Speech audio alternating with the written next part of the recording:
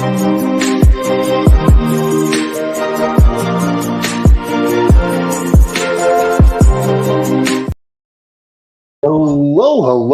and welcome to another episode of TacoBytes, your Daily Bite of Degen, episode number 786, coming to you live from somewhere, nowhere, Dallas, Texas.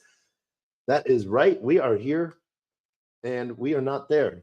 We just had a great time in Las Vegas for Money 2020 and Tokenize, and we're going to be pushing out a lot of videos from those interviews and those pitches over the next 2 days.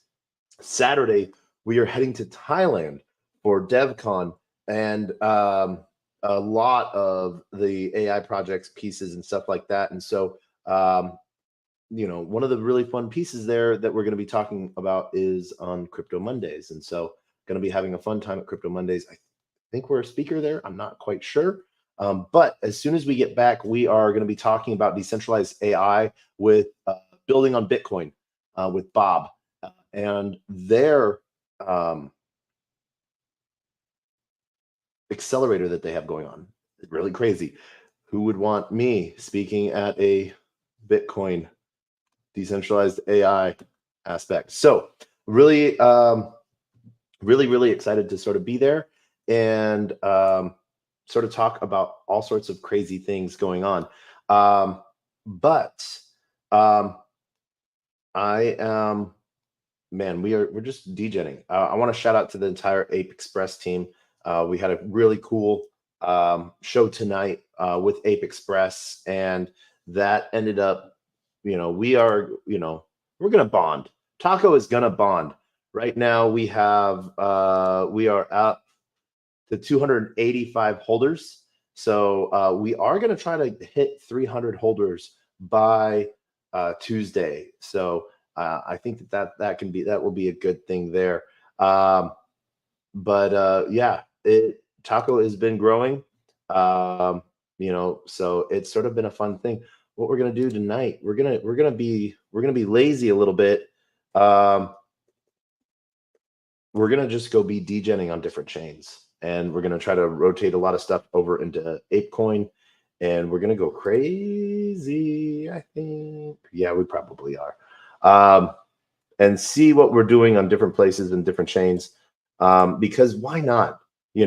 Being able to go crazy on Ape Chain has been a fun thing. So happy to see that that's taken off today.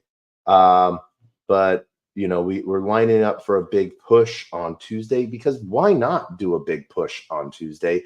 Taco Tuesday, motherfucker. Yeah.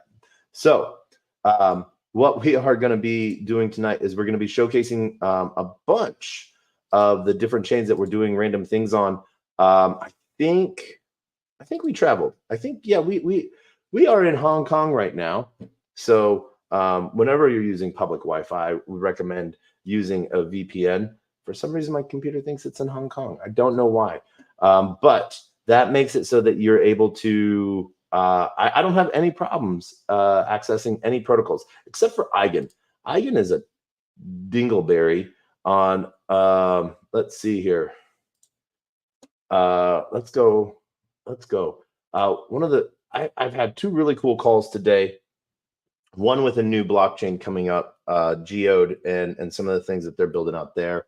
And they're getting ready to release their new UI for their wallet. You gotta love the Polkadot ecosystem. It makes for a really awesome time. So one of the things that we are looking at is what can we do, and it's a fun thing. So okay, let's close all of this down, and we're gonna start with our friend for EVM chains, and we're gonna start with DBank, so that we can sort of showcase some of the smaller chains that we're doing stuff on, and go check on some of those positions, and then rotate those. We'll figure out where we can rotate those over to Ape Chain. Because, man, if we have to bond our own token, we're going to fucking do it. One of the really cool things going on Ape Chain right now is both with Camelot's pushing out some new stuff. Xeno is also pushing up some new stuff, and Saru is doing that as well. We did. Oh wait, where are we going to go? We're going to vote. I think that's where we're going. Or yeah. Let's see here. Taco. Let's search for Taco. Support new token. Taco. Yes. So we're going to throw this in the chat. If you guys are on DBank, we are working to vote for Taco to be recognized on DBank, so that that's not what we wanted to do. There we go. Boom. All right. So if you can give a vote to Taco on DBank, what that will allow everyone to do, we have 285 holders right now. Trying to get that up to 300 by Tuesday, before the little bit of a push that the push that we have planned for Tuesday. So that's going to be a blast. And so let's see, who is this? We have a requester on the Twitter. Let's see what this person has to ask. Are they there? GM Morjana. Yo, how's it going? Man, it is going. It is a different day. How are you doing? I'm doing great, bro. What are you up to today? Thanks, bro. What'd you say? What are you up to today? I just came from the gym and on my laptop. Okay. What are you jamming out to? What are you doing on DeFi today? DeFi. I'm just like researching and more and more like potential meme coins, AI based as well. Okay. What else what are you getting into?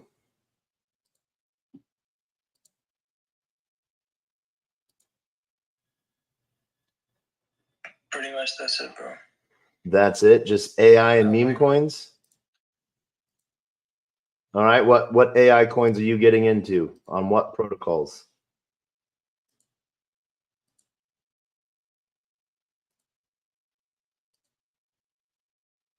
Are you there? All right. Well, you heard it. You heard it from Morjana. Morjana is searching for those meme coins. Man, he should get his hands a little bit on Taco. That would be awesome. That would be a smart move. Financial advice. Yes, I am not a financial planner in any way, shape, or form. I have letters after my name. .eth. That sounds like some financial advice. One and only flew to the stage. GM, buddy. Letters after my name too, but they're all RETAR, and then another one D. But that's fine. That's fine. It's not exactly the same as having an MBA or like an STD, but it's almost the same. I'm a proud Taco holder, and I've never sold. Should I go buy some more to front run you bonding your own pool? Is this financial advice? Do it.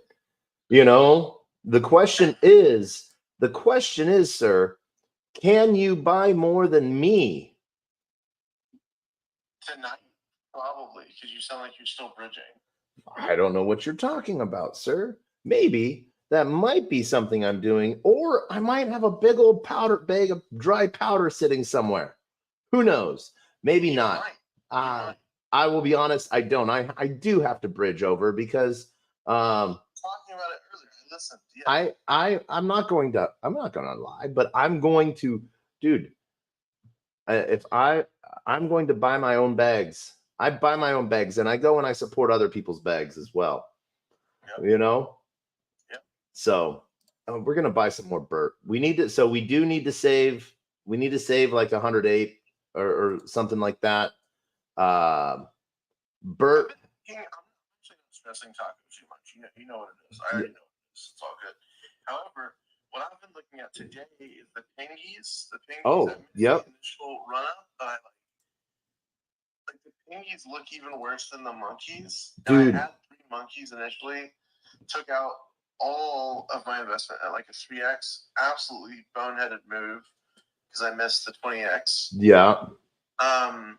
But I'm considering going on these pingies because they're now at like a little bit of a. I just don't know. Like do you see some of these early collections as being like willing or like not willing but able to stand the test of time? Do you think that there's importance being assigned to like being early on Ape Chain as an NFT collection? Like I do think that they're like, okay, let's break down history to South by Southwest 3 years ago now, almost. Mhm. What did Yuga Labs do? That's a good question. They dropped ApeCoin. Mm. Who did they drop it to? They dropped it to the first collections of Yuga. You know, and I know some of the technical shit that's going on in the background, and so there are fees that are being collected that technically don't need to be collected, but they are. With the pygmies and the monkeys collections? Well, no, with everything running on Ape Chain. Okay. So, you know, what has ApeCoin, like, for those that are listening in later, like, if you want some free ApeCoin, all you got to do is go to ThankApe, aka ThriveCoin, that runs like the DAO governance for Ape Chain, and there's a whole bunch of different random tasks, and you get like 5 ape here, 10 ape there, 2 ape here. You literally can be given, for participating, be given free ApeCoin. You know, so I don't know. You know, it's one of those things to where everything from dudes to punks to ape dick butts. But pengies, man, I only picked up one of them just because you know, I don't know. I picked it up. What did I pick it up for? I picked it up for 7 ape. You know, I could sell it, you know, but I don't want to. I like this guy. I got this guy specifically because I liked him. I think that there's a momentum behind him. The down bad pups, red on apes, bored ape on apes. You know, I think some of the cool stuff is like the ape raccoons as well as Jimmy. I don't know. Did you pick up Jimmy's? I have a few Jimmys and I have a bunch of mutant Jimmys. I picked up a lot of mutant Jimmys. I have like 5 mutant Jimmys. No, I don't. My bad. I have like 7 mutant Jimmys. That I picked up for super cheap. And you know, I think the only thing I missed out on because I was like busy touching grass was the original rocks. Yeah, I created those specifically, and I even made jokes to like Spencer from Apecoin Foundation about it. Yeah. Horizon Foundation, I forget which. It doesn't really matter. Horizon is one of the ones Ape Chain, so it doesn't really fucking matter. No. But I even like shouted out to him. I was like, "Hey, bro, what's the deal with these rocks? Is it just money laundering?" And he's like, "Oh no, man, seems okay to me." And I just didn't listen to him. Yeah. And I could have bought it at like 42.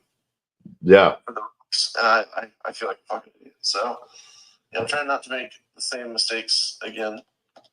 I'm trying to pull up my collection here to see what I actually have on Ape Chain.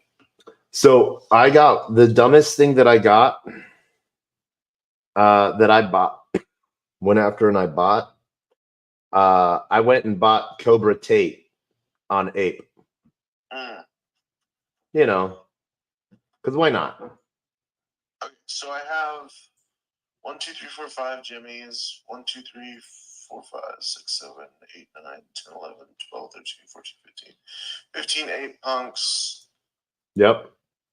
10 Rillas, 3 Sproto apes, a couple ape dogs, a Cyberkongs, a few of the blues because I know the artist, he's cool. I have a lot more punks and other shit. Okay, 8 puppets, mutant jimmies. I think I probably have like 20 mutant jimmies. I have some Timmies. I don't think that was a good decision, but whatever. I Yeah. have a banana All right. that I got for like 7 8, but I think the offer or the floor is now at like 40, so Nice. that's cool. I don't know, man. I've had very mixed. I've had mixed results here on Ape Chain so far, but I've really enjoyed it. It's really felt like the first thing to really like bring fun back to NFTs for me personally in like a really long time. Yeah. And what's cool is how many I've actually gotten like airdrop to me because I've been buying random shit on Ape Express. Like dead apes. I didn't buy any dead apes, but I got airdrop, 3 real dead apes. Or was that 4? 4 real dead apes. Nope. 3 dead apes. They're not really doing anything, but still. Genetically on ape, down bad pups. I really want to do some drops on here with some of my existing branding. I'm struggling through the basic thing of people having to convince people that like something new is worth a shot, and that's like, that's the eternal struggle for chains to begin with. Like, how do we get people to actually take us seriously?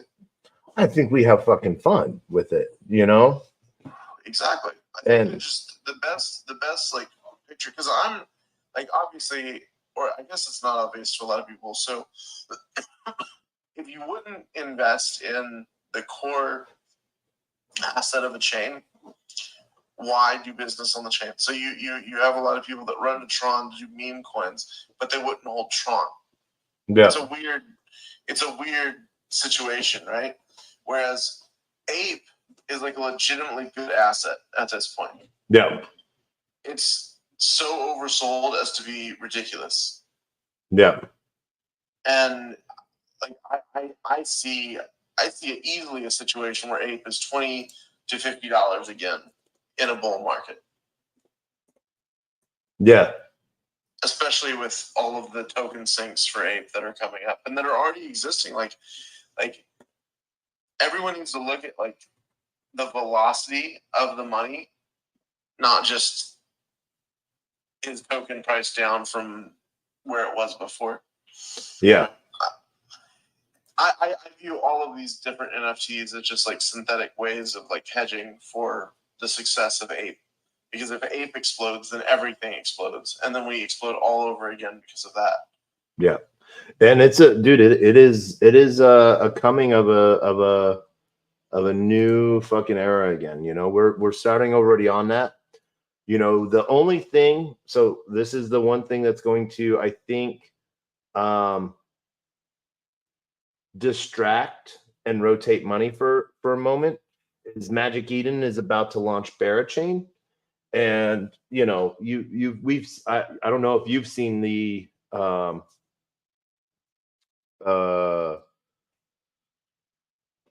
what's the word I'm thinking of?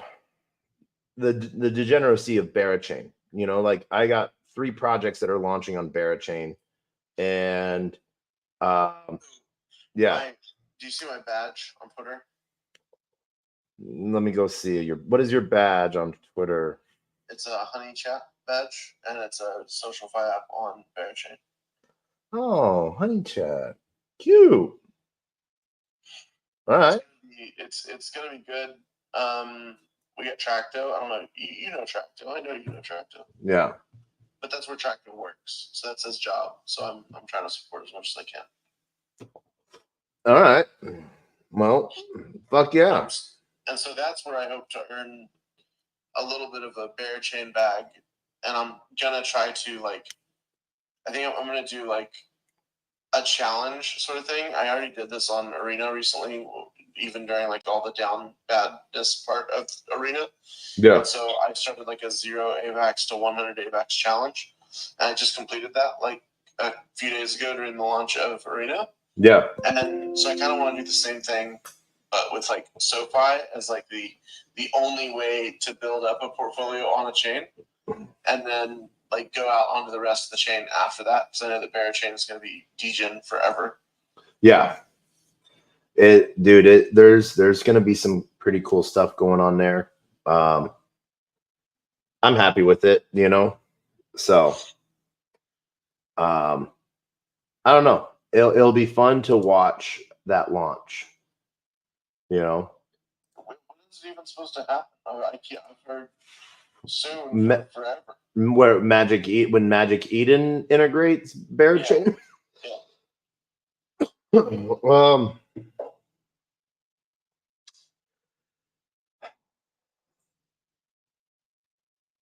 I don't know if I'm allowed to say this, but I was told Thursday. I mean, I didn't say anything. I didn't say anything. That's part of the script. I just wrote for you to say that. So I appreciate you reading out the line from the script, but I'd like to know the real answer. I hope to hear that someday. Yeah. I don't know what the real answer is, but yeah. You want to know what's got me a little bullish right now? What's that? So I was just in Vegas. I was just at Money 2020. And I know you're not watching the video, but you can see this if you are. Aptos came out with a card. Man, okay. So BipTap is the company that you need to watch out for with cards. They have basically mastered the art of offshore banking as a service through these cards. And then what the large companies will do is they'll simply issue a card through BipTap. And I have reason to believe that some of these different cards are actually just BipTap cards. Yeah. This is not a BitTap card. This is an Aptos card. And I was with some of the meeting at the event that Aptos After Dark in Vegas. And they weren't allowed to announce. They had to put on hold for roughly 60 days. Within the next 60 days, they'll announce their partnerships. But I talked to everyone that was at that event, and I sort of put a long chain of string of thought together based on who was there institutionally wise.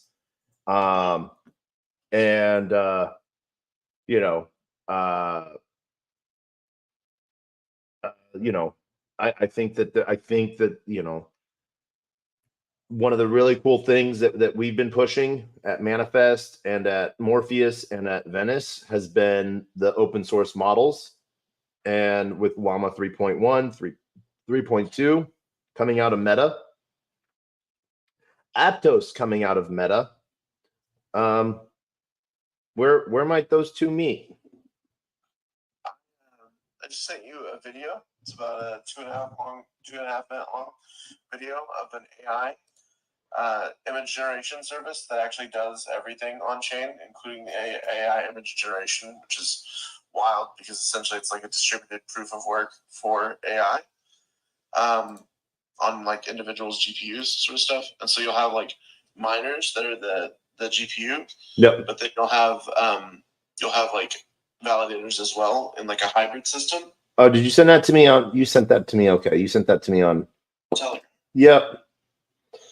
And so it walks it through it all, but it uses a Hello, everybody. Thank you for joining. We're about to do a testnet demo of GoLab, one of our first distributed apps to run on our network. Over here, we're going to explore AI tools. These are the current tools we've written. We have some more around video, newer data models, higher quality data models, and the community can follow a very simple workflow to add their own apps on Go. Where did that go? Hello, everybody. Thank you for joining. We're about to do a testnet demo of GoLab, one of our first distributed apps to run on our network. Over here, we're going to explore AI tools. These are the current tools we've written. We have some more around video, newer data models, higher quality data models, and the community can follow a very simple workflow to add their own apps on GoLab rather than just the network. And this is even easier than adding an entire app to the network. We would go here, generate image. In this case, my last one was Ethereum as an anime person sitting at the lake. Let's do something very different. Let's do a Homer Simpson made from gold standing at the beach. Let's go ahead and select 4 images so we generate some work. As we can see, it requires us to sign it with our Petra wallet. Petra wallet is used with Aptos Movement Labs, and it has an incredibly small network fee. We're going to approve it. Upon approval, we're going to see that this particular miner picked up the job. It is processing everything right now locally. It is submitting the results, and it's completed. There's our golden Homer Simpson standing at the beach. I could probably give some better prompts to give some more details. At this point, we're going to see the Aptos Wallet Explorer. We're going to see this particular job go through the smart contract for the front end, which was to submit the job. The time is 7:30 a.m. right now. And then this is the miner node that actually claimed the job. So we have the front end that submits it, the miner that claims it, and then the miner that completes it and sends the results back to the end user. And this is the current results from this older data model that we have. Let's try another picture. Let's do one as a beautiful wolf with multiple colored coat in the moonlight. Sure. Let's do that again. We're going to approve this particular transaction. Now, we are also going to make the approval session-based, so they don't have to approve it every single time. At the moment, though, we're giving the user more control over approving it, rather than just implicitly trusting it. This particular data model gave us these results. Any data model from Hugging Face can be used. And let's see, 7:32. We have this particular new job that was put in. Thank you so much for your time. Feel free to reach out anytime. All right. Not bad. I'm liking that. And so there's a game in development with an NFT brand that I definitely will not mention currently, but it's a major NFT brand, and they are, I would say, like top 50, top 20 all time on OpenSea in terms of like volume. But they're doing a game with that company, that AI company, as the developer, with a training model that's kind of like hidden in there within one of these kind of like little funny Telegram clicker games. So super excited about that. Got some other shit cooking, but yeah, man, that's what I'm up to. All right. We got like 10 more viewers in there since I reposted the space. Nice. Yeah. Hello, everyone. Welcome to Player One Taco's show. Player One Taco is a good friend of mine, and he's based as fuck. What do you need to know? You don't need to know. Yeah, thank you. 2 things I know about that.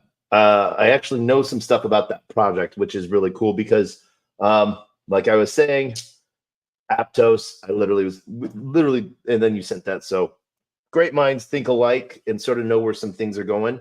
Yes. It's a very strong, I'm not going to shit talk anything else, right? Yeah. I'm just going to say that movement is a very strong potential game changer within the space, I would say. Yeah, dude, there's some awesome stuff coming up. One of the things that so where we're going to be having a push from is they're talking about using models from Hugging Face. Instead, there will be models getting pulled from Morpheus Marketplace. So those that not only the miner that does the rendering, but the person that creates the agent that ends up getting used for different prompting gets paid.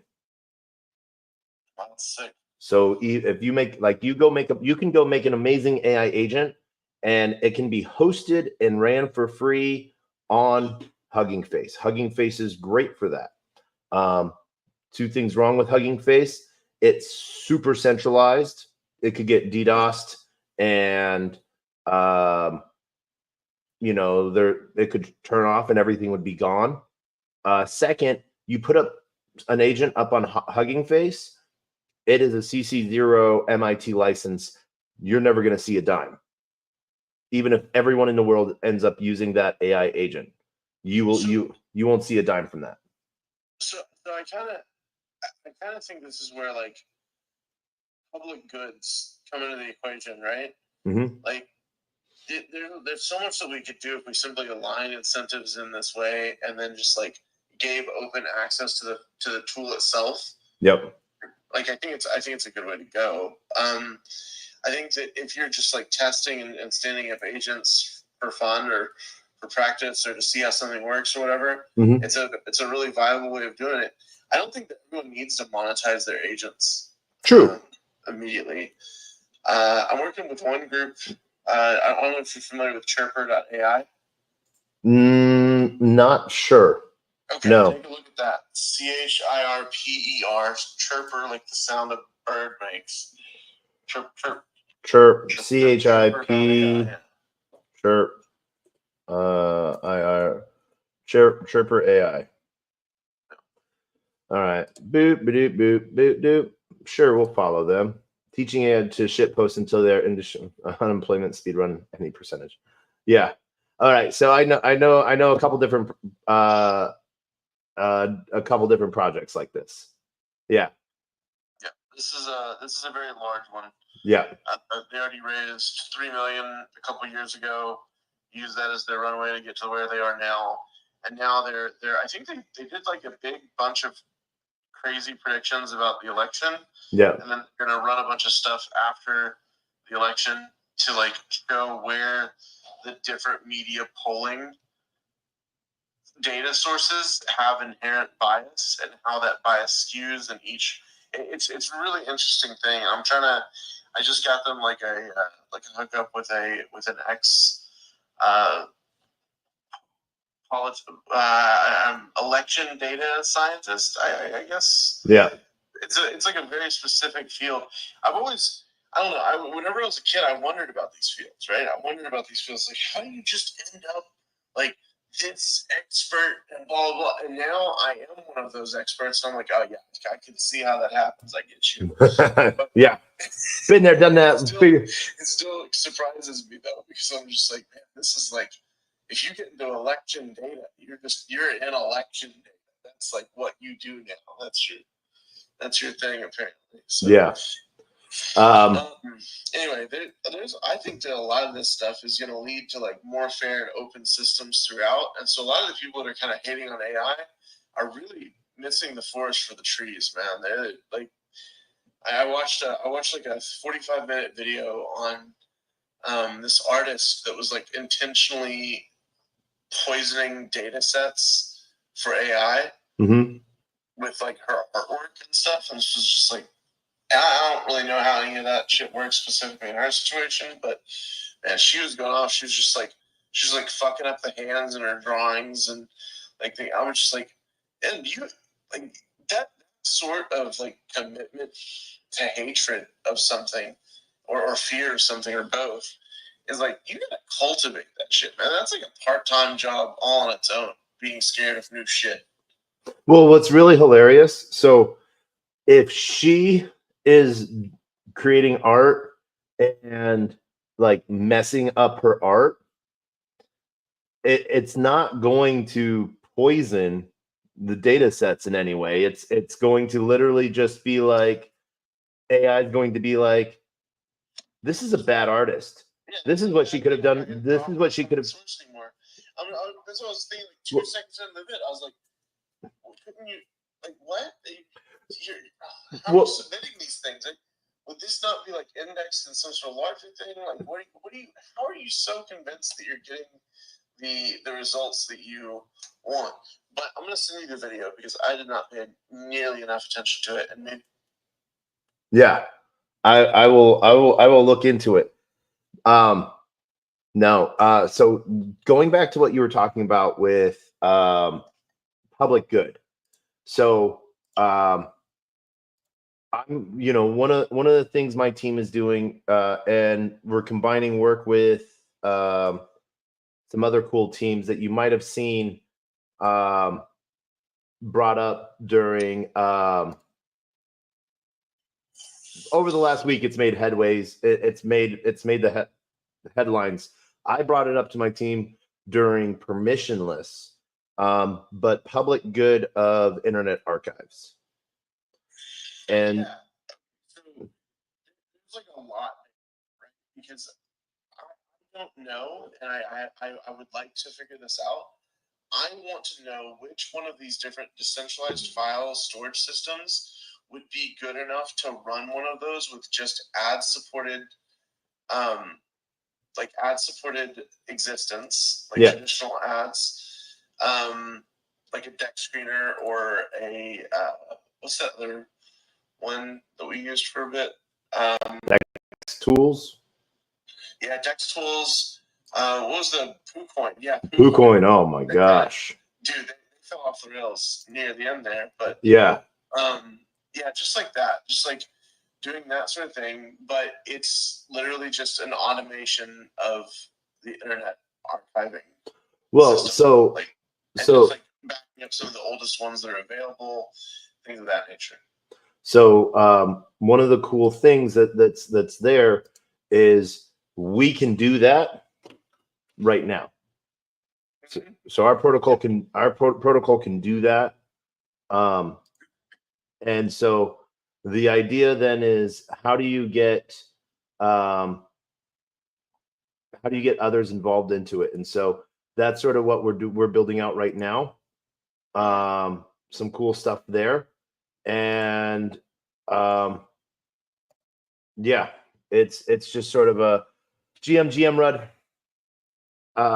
And so right now it's literally we have the capacity to decentralize the Internet Archives, aka the Wayback Machine. And there's literally one of the text messages. Let me pull up so I can actually tell you exactly what I said today. What was in that? Was that in Morpheus Comms? Yep. So there, I won't just say what other people were saying, but what I responded was the public good side of it is making it not cost anything for anyone, like a public library. But what would be cool is something like a neighborhood library box. Take a book, leave a book. So in this case, queue a page for archive to view a page. Because right now, the Wayback Machine, you can go and load up a URL for it to queue and everything like that. Or something like that. The other side of it would be doing a more 20 contract for an IA token, and then the liquidity / token generated is used to donate towards infrastructure costs. And then the fun side would be to have an agent that reads everything that is saved and creates labeled data from it all. We could name it Deep Thought. For those that don't know the reference to Deep Thought is the name of the computer that was made, that was in the ultimate computer that was in the Hitchhiker's Guide to the Galaxy.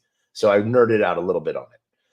The next thing that I said, but if you have one IA, Internet Archive token, in your wallet, it removes the watermark like redacted suggested. So working on some really cool things with some amazing people, that this might happen sooner than later. So yeah. Also, just to add a little bit of color to that last comment, IBM ended up making a chess supercomputer bot also called Deep Thought because of that same reference. I thought they named theirs Deep Blue. I believe did they name it Deep Blue? It was a reference to Deep Thought if it was.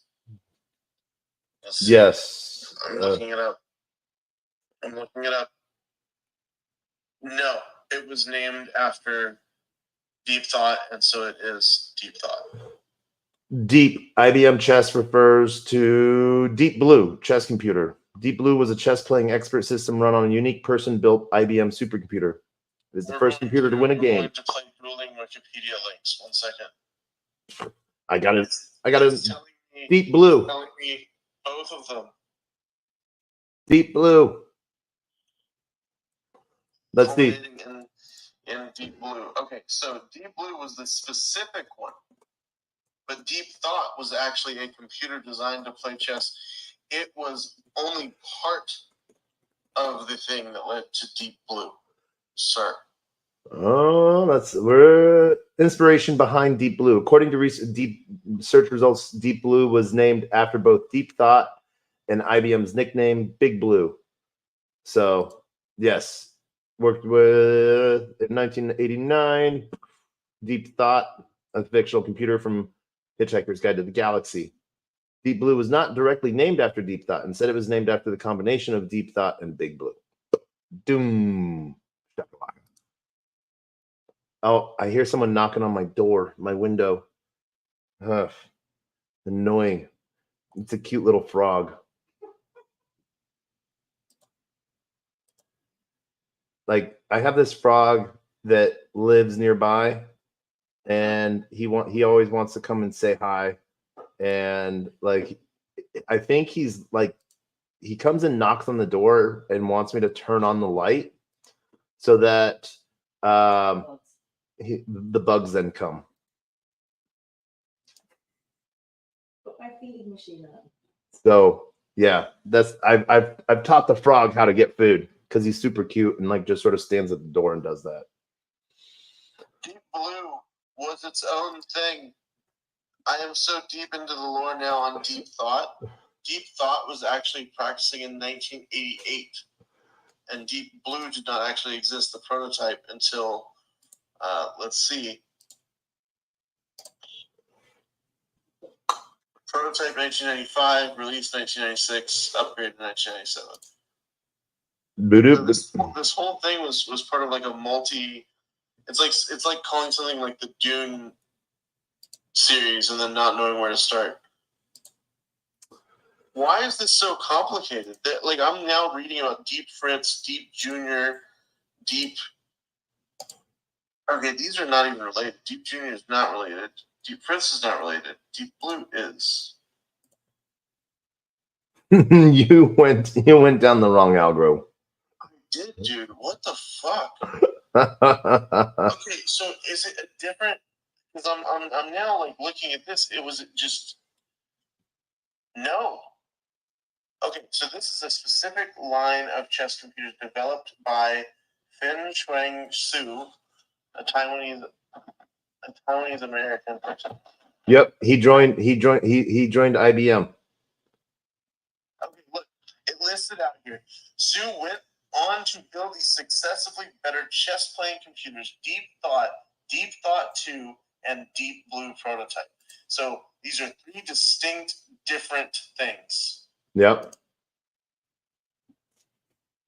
I now know more about this than I knew before, and I feel good about that, but I feel really bad about the fact that I'm never going to be able to apply this to absolutely any other aspect of my life. Hey, pig's orgasm for 30 minutes. Have you ever seen a duck dick?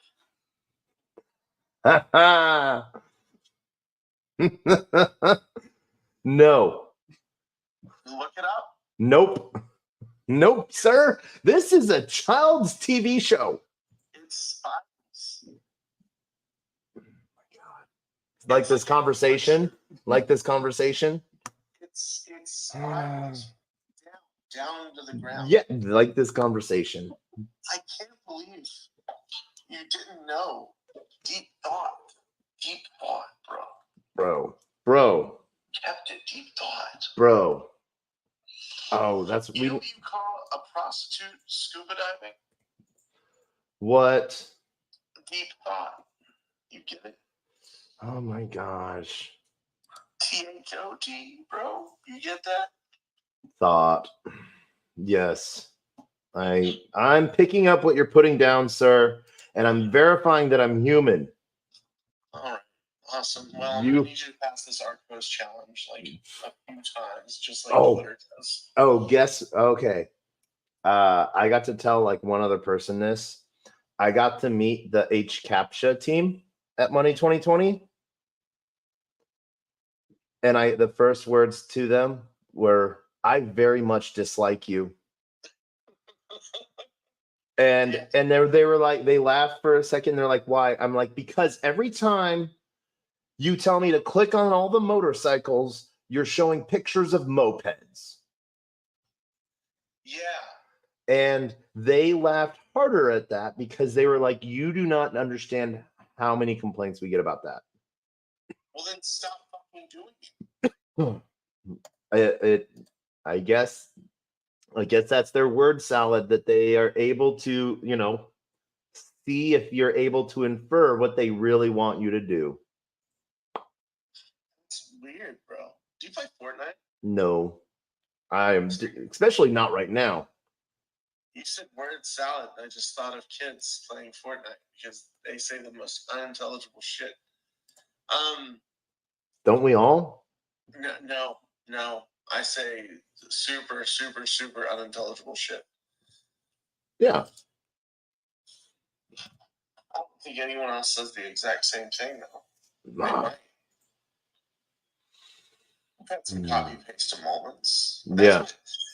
That's what we need for taco. It's just some copy tacos or copy taco pastas.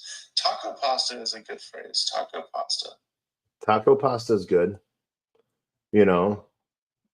I'm down for some taco pasta. We should name chess playing computer Deep Taco. Ooh. That's not a terrible idea to have taco powered chess game on Ape Chain. I could probably do that in a few weekends. Where we eat tacos? No. Just like an on-chain chess game that's played with like taco. I'm down for that. So something that I've always wanted to do, Taco, is, you know how you can set like financial NFTs that are just like financial positions, like UV3 positions? Yep. Okay, so you can have NFTs represent those. And so what I want to do is I want to start packaging LP positions as game pieces. And so what I would like to do with a situation like this, let's call it Taco because we're on the subject of Taco token on Ape Chain, which is available on ape.express. I'm not shilling, but I'm just saying where it's available. But Tacos on Ape Chain Express? Express. Oh, okay. Express, and then just search for Taco. Yeah. They'll see your beautiful PFP, whatever they will. If someone were looking for that. Yeah. But you would take some Taco and some USDC, or Taco and Ape, I think in this example, probably this example. If someone wanted to get a grant, actually, on this idea, I would heavily recommend that they do a proposal about this, because I'm pretty sure I could get it through. And you pair those in just like a little position, maybe like 30 cents of Ape and 30 cents of Taco, and you use them in game as the actual playing pieces.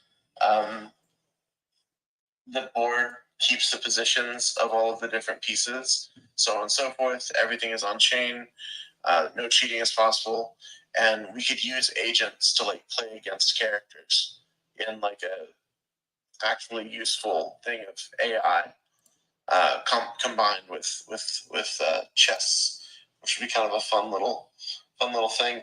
And then just how you play the game, you just have to buy a chess set, and those chess sets are those pieces, the individual pieces, which are still individual yield bearing assets because they're actually LPs that generate fees. So yeah, it's a good little spiel down a bunch of really random pathways, but it's a good combination of a bunch of the different things that already exist within the space, right? Yep. Yeah. There's some interesting paths you could go down. Definitely. You know.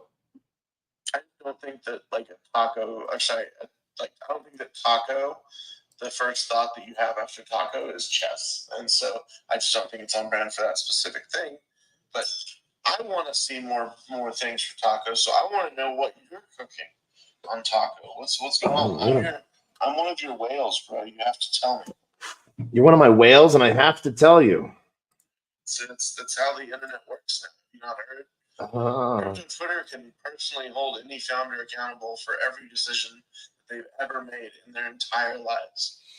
Yeah, you are number 7 right now. In the top 10 at least. Yeah, you are. Wallets are mine. You're just number 7. You think I'm only number 7? Well, you know, maybe you're more. Maybe you're also number 50. You may also be 50. But I stopped buying out of just one wallet after a bad experience on a pump fund with someone where like I slowed down their momentum by a lot because I was trying to help them bond, right? So I came in, I dropped like $3,000 or something, and everyone started bitching immediately. They're like, "Oh, this dude has this percentage of supply, and split wallets, bro, split wallets, bro, split wallets, bro." I was like, "What the fuck are y'all talking about?" And I never realized that it was like something that people actively paid attention to whenever it's so easy to obfuscate that sort of shit. So I was just like, why would you guys take this seriously? But no, I always split holdings among different wallets now because of that. I don't. I go in like a bumbling blob, and yep. And I will let people know what's mine because yeah. Let's see here.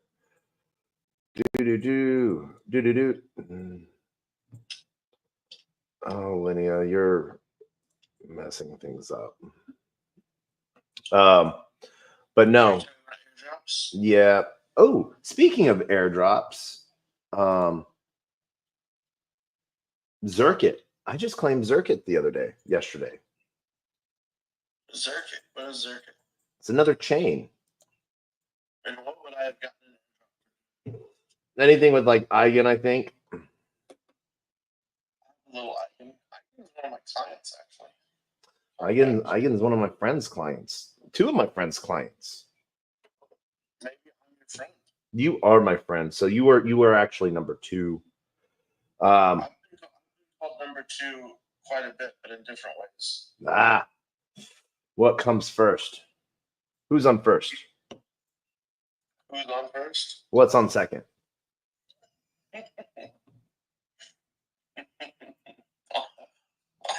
I'll have a third. Yeah. So taco, bro. What are you gonna do with taco? What am I going to do with taco? Oh no, definitely not. There's some things brewing. There's some thoughts brewing. From the simple fact of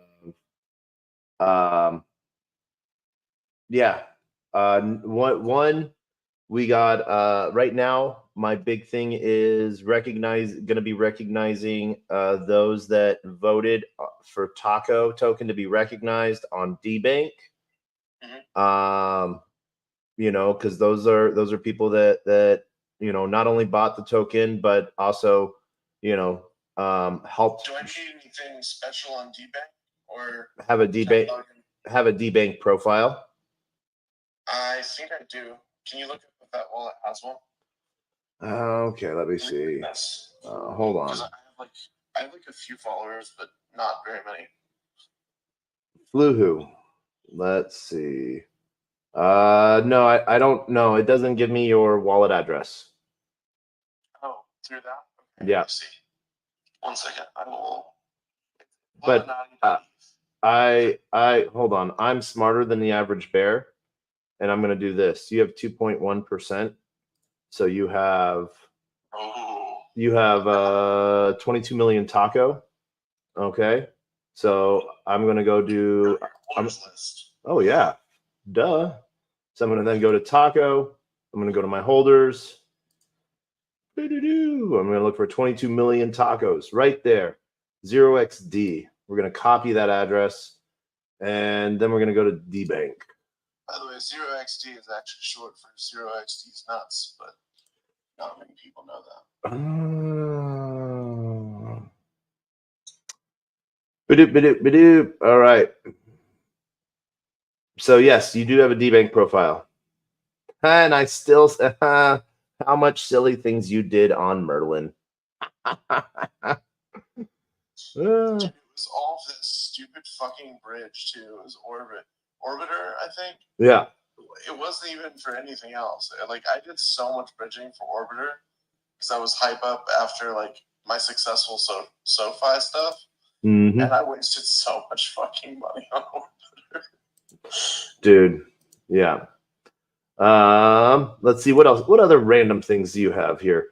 Oh, we're still OP, Senko, Chili's, Badoop, BitTorrent. Ooh, Kaya. I haven't seen Kaya in a while.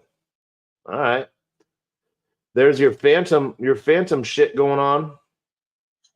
So that's what I was gonna mention too, is that like for anyone that was like looking up at ape.express earlier and seeing like taco and be like, what is this stupid shit? That stupid shit. Familio. I bought like $300 worth like 190 days ago, I believe. You could probably look it up on chain because you have everything there. You just use the FTM scan. Yeah. And I just was like, okay, I'm supporting my friend.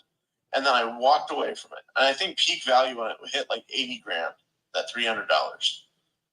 And then I was just like, I had a friend over, and my friend was like, hey man, you should buy this shitcoin on Phantom. I was like, okay, cool. Here's my laptop, do it.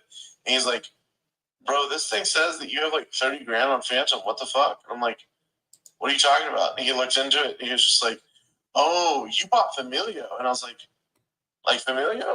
Like South's Familio? He's like, I don't know who South is, but yeah, Familio. It's like a big thing. And that's what I think is going to happen one day for Taco. I think that's like obvious.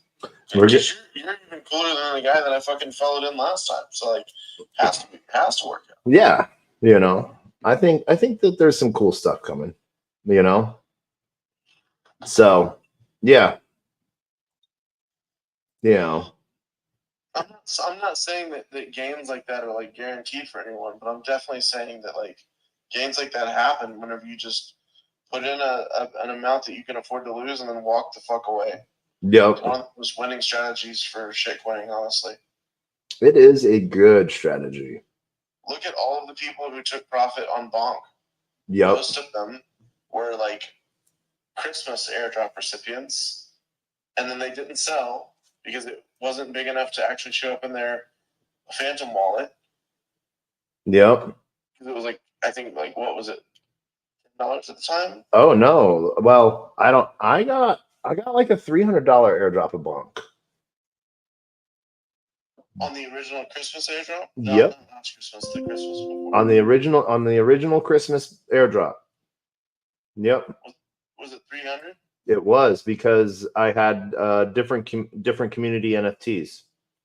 So it was based off of. Okay. It was yeah. Much. And then whenever I took profit on it, though, like I sold like a few grand. Yeah. And it was like a year later. It was just like a completely forgotten bag. Yeah, I think and it wasn't even a bag that I paid for. So then I went in and I actually bought some that time, put it into like all the lending and shit. But yeah. So one of the funny things that I found with the Bonk lend, you could buy Bonk with Bonk for a little bit with the Bonk lend, and it would, rather than with like USDC, so you could Bonk wrap you know, a 20% gain. And it was sort of hilarious. Found the little glitch in the matrix. I miss small chains for things like that, like Harmony and stuff. Oh yeah. Being able to do like the tomb forks. Yep. And just play against the system. Yep. And even as long as there was like even a little bit of volume, external volume, it was survivable for a time. And so you could pull like 1,000% APR for like a few weekends and then just like stop playing that game. But the problem is that most people just don't know when to stop playing the game. Yeah. That's the dangerous part. And that's the shit that people actually like fuck up on is typically not taking an outsized risk. It's taking a risk with a outsized portion of your portfolio, because people tend to just roll. They're like, oh, this didn't work out, I'm going to swap the $12 that I have remaining from this thing into this other speculative play, and then they lose all $12, which, that's not how you do that. That's not how you play that. Yeah. Oh, look at this. There's a taco token on Linea. Who would have thought? Is it the same one? Nope, it's a different one. This was when I did a interchain quest token via Axelar, and I put a taco token on like 15 chains. So I think I went with like a Theg like number, like with like 10 quadrillion tokens, and then just put like a 2% burn on every transaction. So buy, sell, transfer, there's just a 2% burn. So I thought that would be fun and dumb. So does it still have liquidity? I think it does on like Polygon. I think because I airdropped it to like 300 people. And yeah. Boop, badoop, boop. Let's remove that. Oh, well, do we want to, what's our rewards? Harvest. All right. Back on that. What about this one? Rewards. Harvest. No rewards. USDC ETH.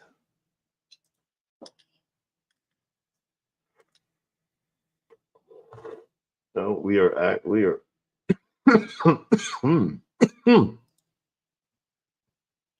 there we go. Man.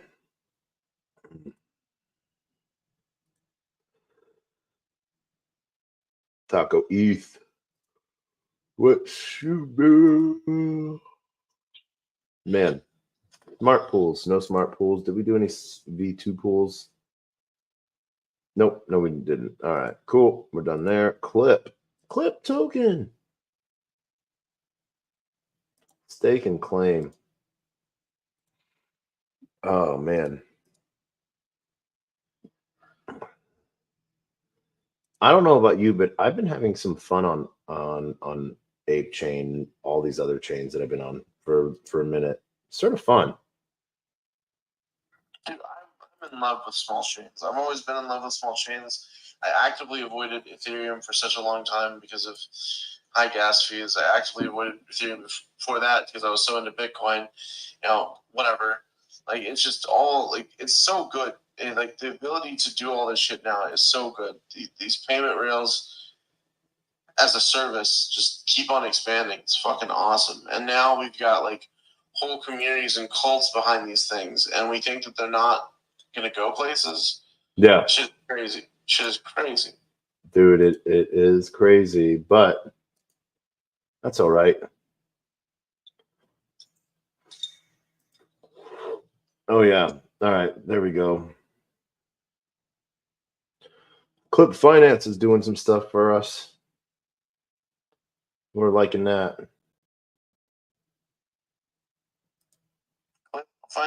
Clip Finance. Yeah. Boo-ba-doo. Let's see. Claim. All right. Simplifying and optimizing optimizing yield farming with intent-centric architecture and AI-driven liquidity management, part of Chainlink build. Yep.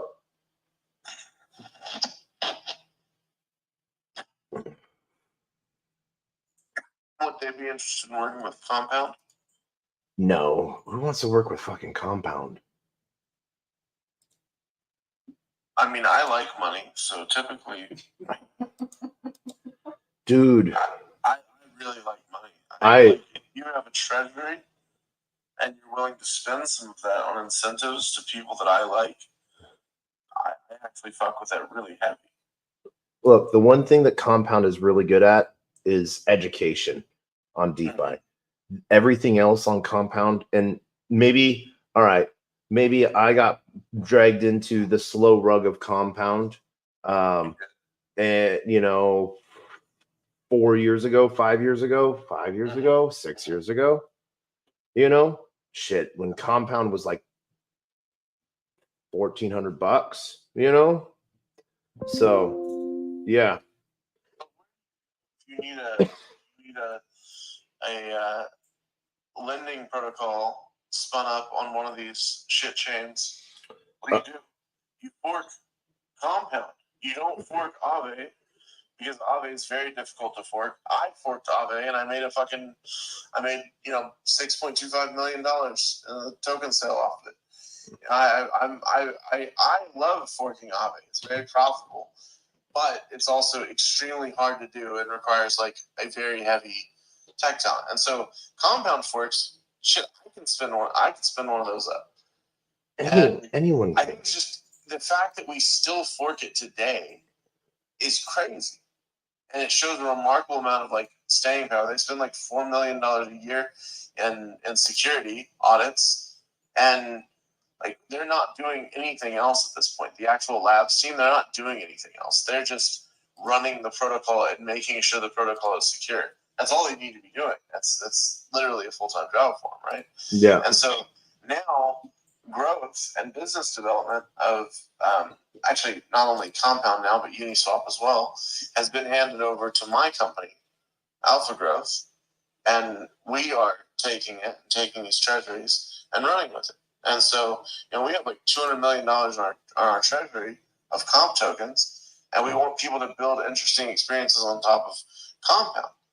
Because, like, I don't really think that the end goal is to have 1 million different lending protocols.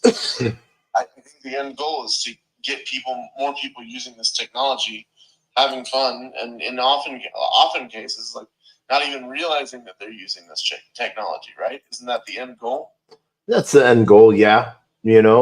I just, there's so many different more protocols than Compound, that are doing a high leverage yield asset management that, aren't burning it out in emissions.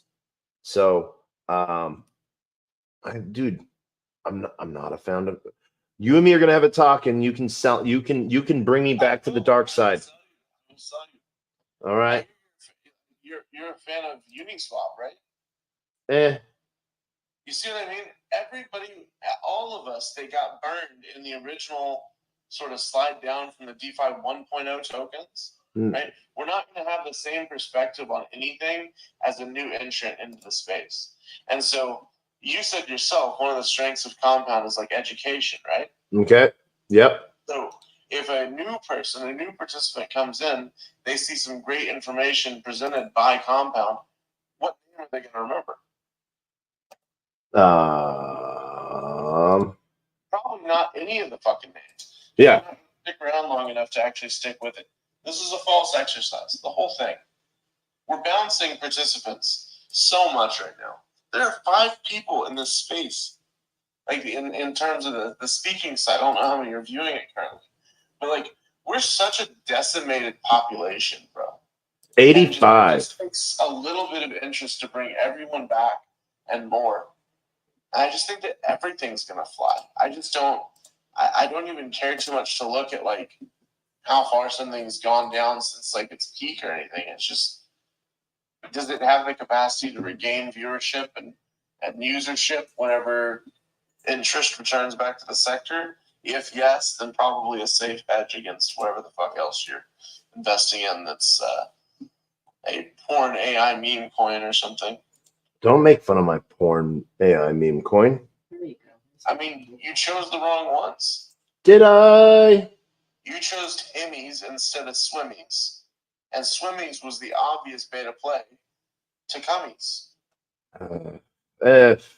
I'm still scarred by Spank Chain. Dude, I've not once within crypto thought that like doing an adult-centered crypto project would be the easiest thing in the world, or like the obvious play or whatever. And I've done some wild shit, and I just don't see how you can compete with an industry that's already completely marketed around free access. I can tell you exactly why. Like, it sounds like an amazing thing, but what's going to happen with it? So right now, these are my thoughts on it. I think that it's an awesome thing. It puts power sort of back into gig workers. But one of the biggest things right now in the porn industry is that turnkey operation of cash. And do you really think all that money flowing is going to be handed over that easily back to creators? No. Someone's going to figure out a platform. It's going to drive a lot of creators to it where they feel that they're going to make a ton of money, and they're going to, for a little bit, they're going to drive all their followers there. They're going to have a million subscriptions, and then the table is going to turn a little bit. And, you know, You're saying that they're going to just start charging fees to the creators or being evil like OnlyFans did? something like that, you know? Okay, so you're counting on like the centralized entity forcing itself out of competitiveness. Yeah. It's fair. You know, from the simple fact that you know, we've seen it's happened time and time again, you know. So yeah, Awesome. I think that that's the route it's going to go. And I think, you know, like, what's going to happen is they're going to be replaced with AI girlfriends, you know. Then you don't have any overhead other than servers. You know, I met a gig worker. I'll call a spade a spade. I met a porn star when I was in Vegas, and she wanted to tell me about her blockchain project and everything like that. And I introduced her to this guy, but basically, what she's done and built so far is a full 3D rendered model of her and every curve and everything like that basically will do anything the subscriber asks it to do. And they've already put it on chain, and now they're working on like the deployment and like reskinning her into 1,000 different skins. And so I connected her with this company that is huge on VR and AR stuff that, you know, it's Vegas. You might be making AR, VR games for our children arcades. Most likely you have a hand in the adult arcades as well. Lo and behold, he did. And so literally watched that I listened to that conversation for a minute, and as it went deep, and that was pretty awesome, seeing that like they were missing some technology pieces. That's one of the things I love about this space. People fucking build some really cool stuff, but then they hit a wall and they're like, I just need this bit of technology to be built so that what I've built can be implemented. And then all of a sudden, there's someone on the other side of the room, literally, who's built that and is looking for a crossover to get out of the kid world, you know, connection and use case. And boom, it was like a match made in heaven, or a match made in Vegas. Yeah, match made in Vegas. So I missed you in Vegas. I don't even know how long I was in Vegas. I don't think when you just went to Vegas, right? I did. not been to Vegas. When are you coming through Austin? Well, I'm in Dallas right now. No, I am. you lying sack of shit. I will come the fuck over. Okay, Wednesday. Hold on. Yeah. Wait, let me double check. Let me look at my work calendar real quick. All right. Wednesday. I am free after 3 p.m. on Wednesday. Cool. We can do. Let me look at mine.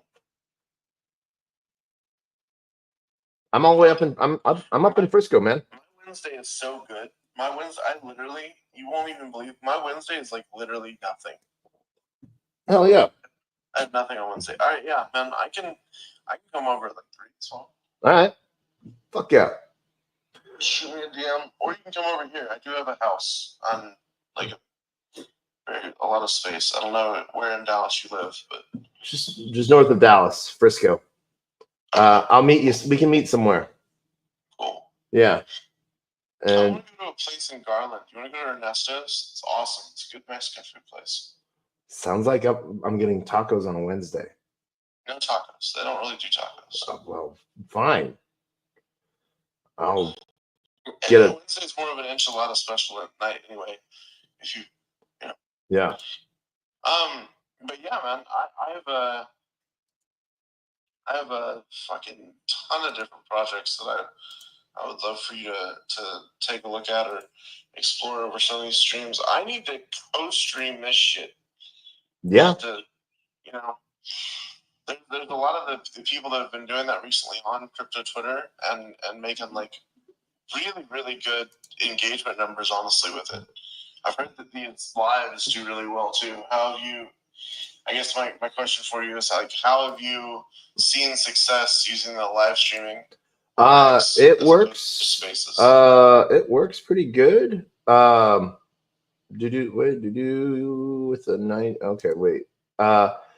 Yeah, no, it works. It's pretty awesome. Right now, streaming to LinkedIn, and I forgot to shout out to everyone. Shout out to everyone on LinkedIn, Player One Taco YouTube, 0x Degens YouTube, Twitch, Twitter, Telegram, Rumble, Kick, on-chain via Unlonely, and on-chain via Soul Media Tech on Solana. I don't know. We got 86 people watching us right now. You know, across so. Do you have an easy system to actually manage all those different?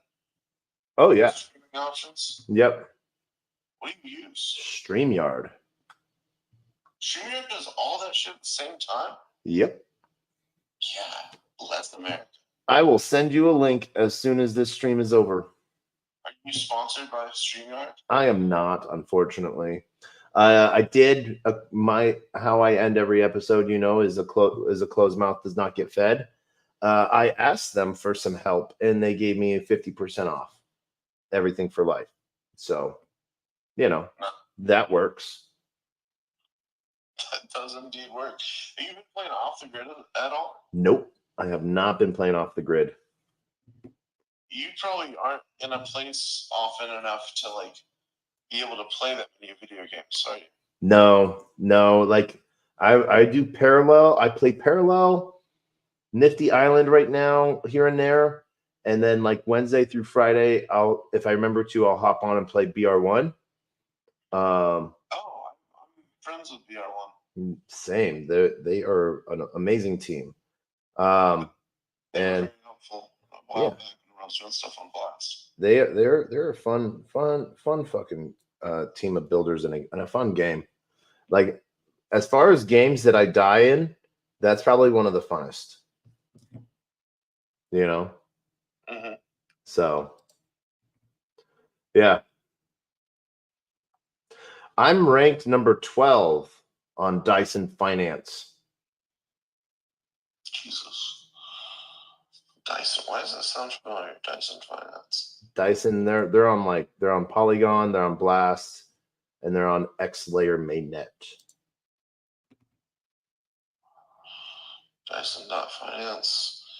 85 mutual follows. Let's go. Yeah. All right. Boom. Beefy. Oh, scroll. All right. Where are we at? We're at Linea. Okay. Ooh, there's a Dow vote. We have to go do a Dow vote. There's a proposal. Beefy.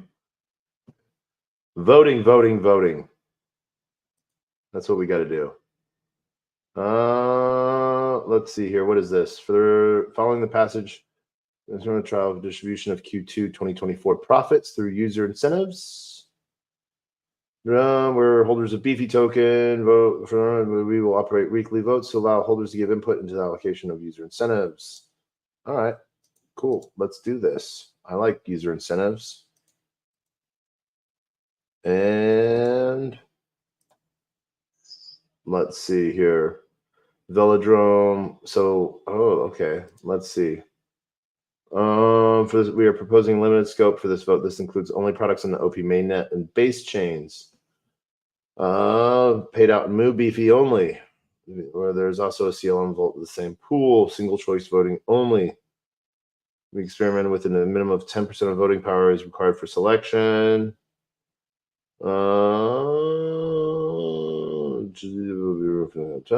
Therefore, ensure other options are available. This will be a natural limit on the number of options. For now, the core team will whittle down any access provided suitably to diverse selection.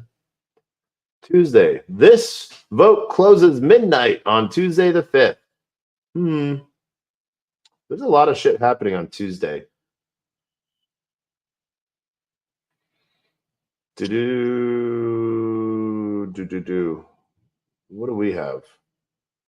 VeloCow OP. That looks like VeloCow OP.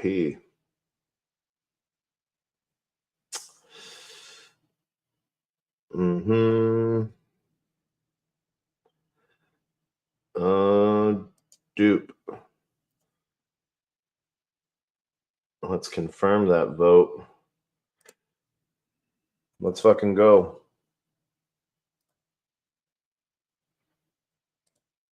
All right. There we go.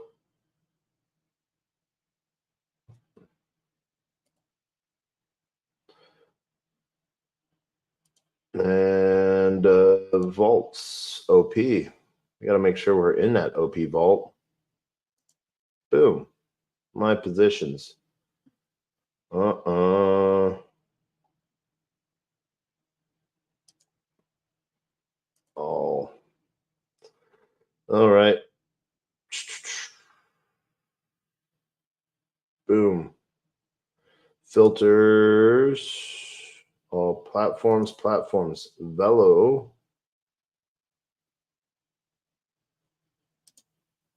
There we go.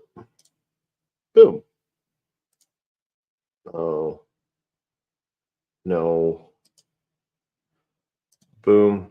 All right.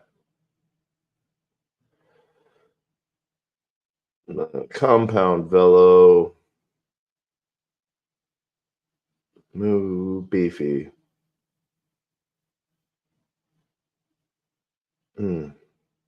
How's your weekend been? Wait, where did you go? Flu. Here, wait. Let's see. Let's invite Flu up. That's what we want to do.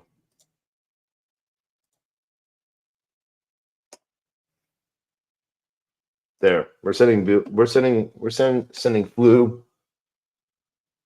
Oh my gosh. There we go.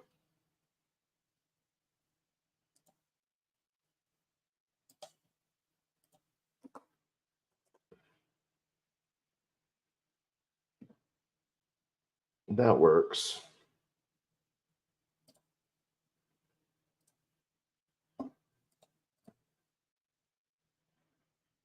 So, yep, that's where we are at. Right now, we are switching over to Optimism. And then we are depositing Do.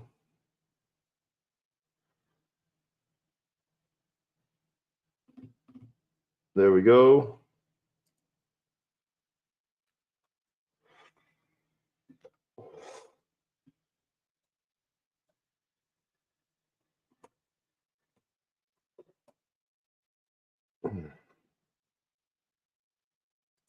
Boom. And we got one and only. Oh, look at that. Bedtime. Bedtime with Blue. How are you, man? I'm good. How's it going? It is going good. You just looked so lonely up there on stage. I just couldn't stand it. What? Oh, dude. Never lonely. This is one of those fun things.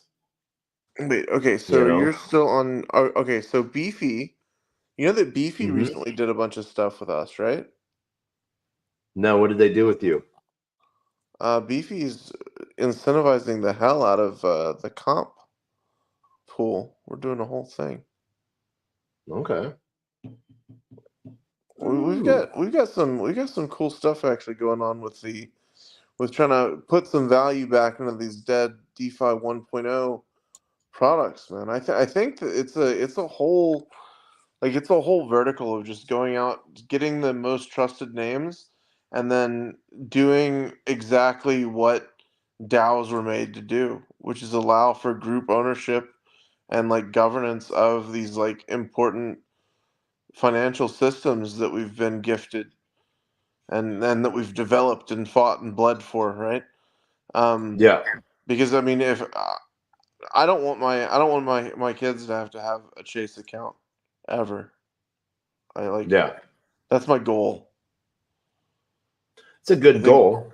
That's a good goal. I should probably change Chase to another name eventually, but yeah, Chase is too active in blockchain stuff for me to make that a permanent stance. But I'm just saying, like, my kids shouldn't have to have real bank accounts.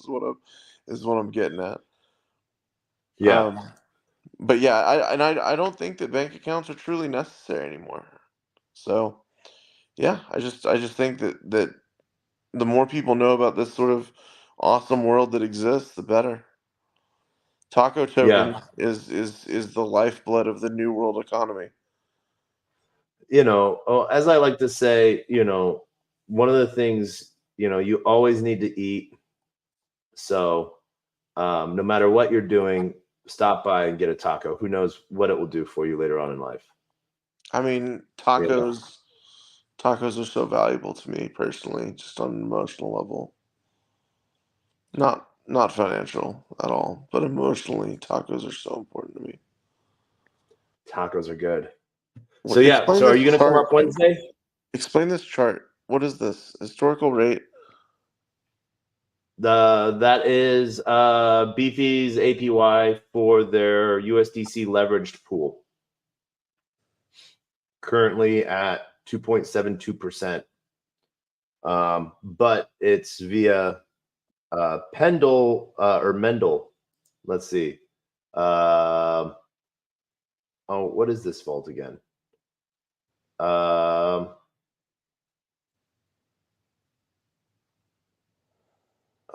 Hold on. I will. Yeah, Mendy points. So leveraged via leverage USDC. So earning extra points within the Linea ecosystem and having some fun, So yeah.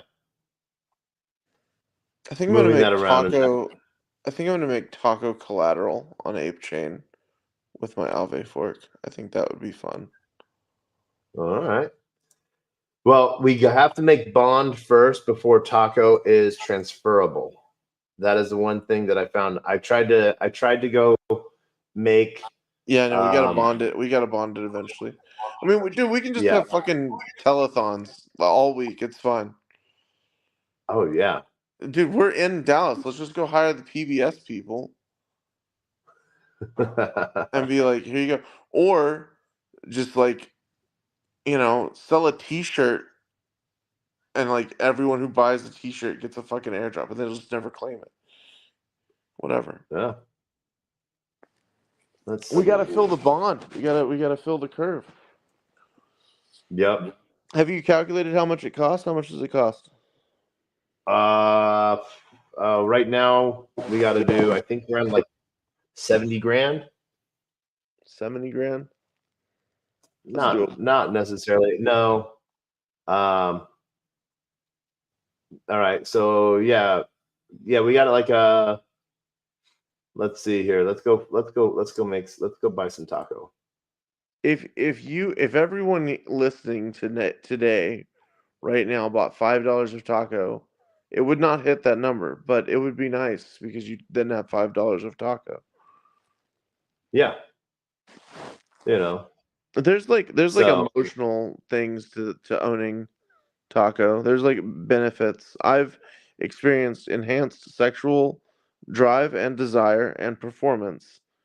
Personally, I can't vouch for like what the product actually does. I've just experienced these things since I bought taco, and I don't think Your that life I'm is better? spontaneously like I asked my wife, I was like, is it possible that I'm just better in bed now? And she like she shook her head at me and said, no, I think it was that shitcoin purchase that you did the other night.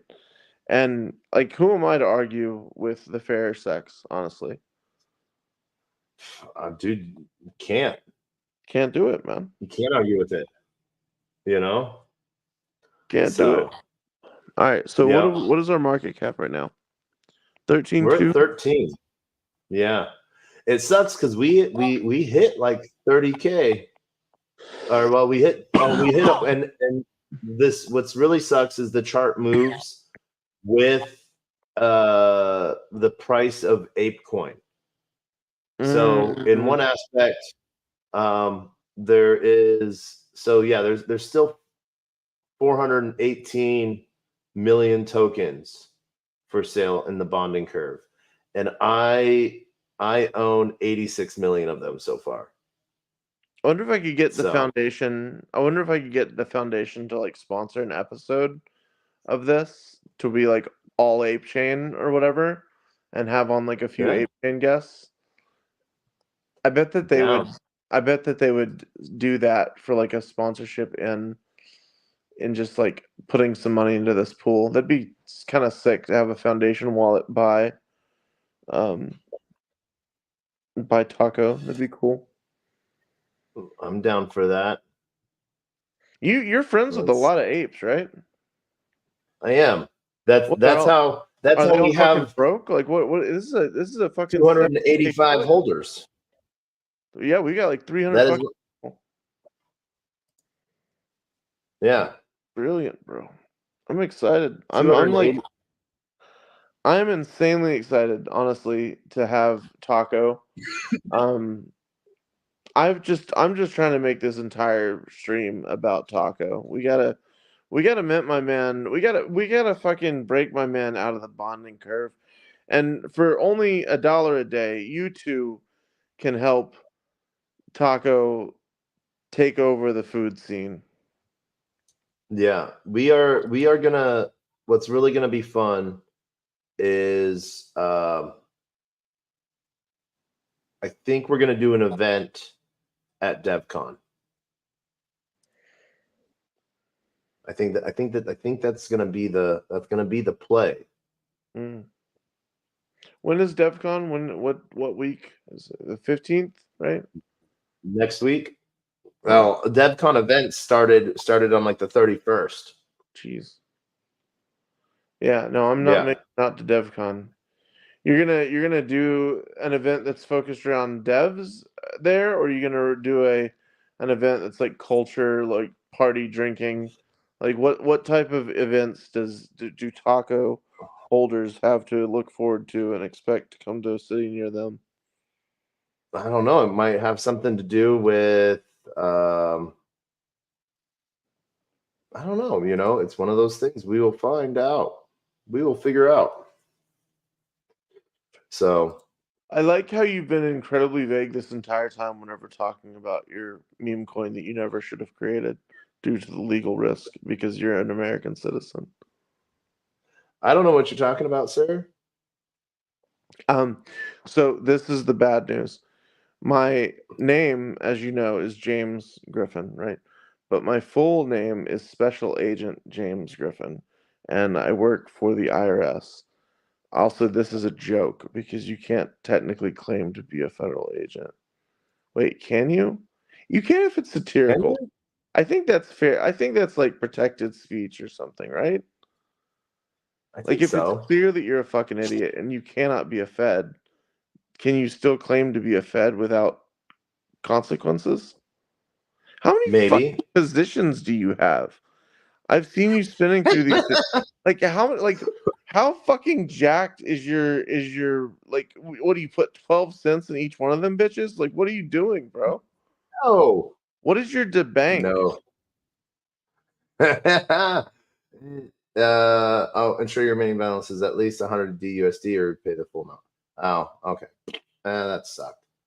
I will earn more than DUSD savings. Let's freaking stake that then. We're gonna keep a little bit. No, we throw like $100 everywhere. Do you keep a spreadsheet? Nope. Just debank? The D Bank. Is We go Still the crazy. best portfolio tracking tool in your opinion? I know that for a while I was more by 8board for like the longest time, but now it's just Nansen, and I mean, it's good. I really liked Lighthouse. Yeah. So because I have a beacon from Degen Score Cafe, Degen Cafe, got like a free series from Lighthouse for like, I don't know, 3 months or something like that. And I really liked that. I really like that. That's sort of like it does EVM and Solana. So yeah. Boop. All right. So yeah, there we go. We did stuff. All right. Let's go to our profile. So let's see here. Where are we? We're on Linea.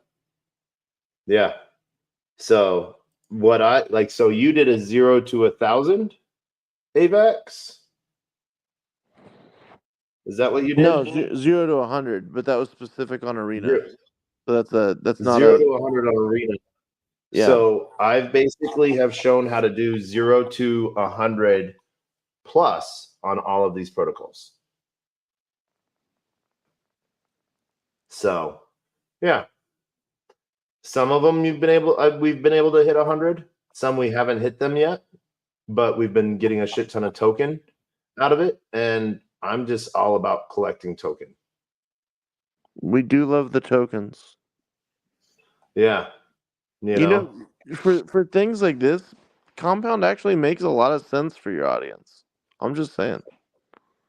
Yeah. That's something that I could say with a lot more strength through a DAO proposal with an incentive model attached to it. I'm just saying.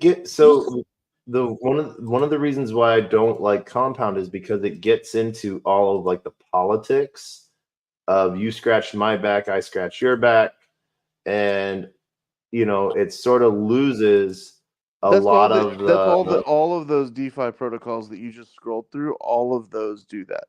They all incentivize usage and fees through incentives, which is their token. It's the same. It's the same sort of thing as anything. It's all of crypto. Yeah. Now, if you want to talk about aspect. If you want to talk about it's just a pain in the ass to deal with a DAO, I would not argue with you because it is a pain in the ass to deal with a DAO. However, I am not a DAO. I am a person, and I find people to be very, very easy to deal with. Yeah. And so designing incentive programs to be able to like help you continue to create content at the level at which you create content is something that I believe to be a public good. And I don't know if you've noticed, but if I can argue that something is public good, I'll break like 40 million laws, because the public good thing, it just transforms all of that into a public good, and I'm doing the public a good by making sure that Taco is paid. Now I am down for public goods. What did I do here? What did I do in Extrafy? Nothing. Well, I've done some stuff. I turned. See, we're on Extra Finance. We're turning $1 into 100, and so far we've turned $1 into 14.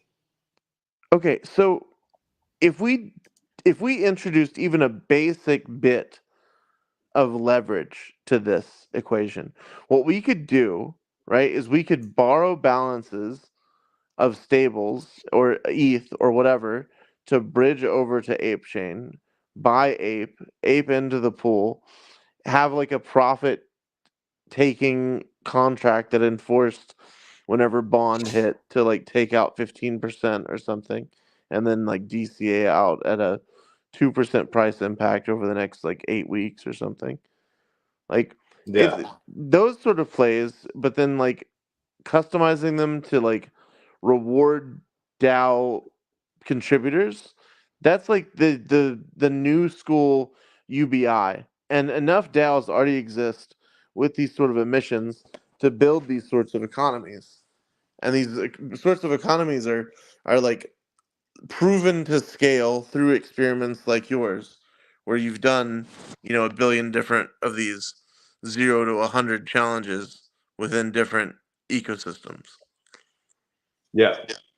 So I don't think that compound's any worse or better than anything else. I just think that like you as a creator should go where the incentives exist, where you're not bastardizing or changing anything about your original content. You're not changing anything about what you're doing.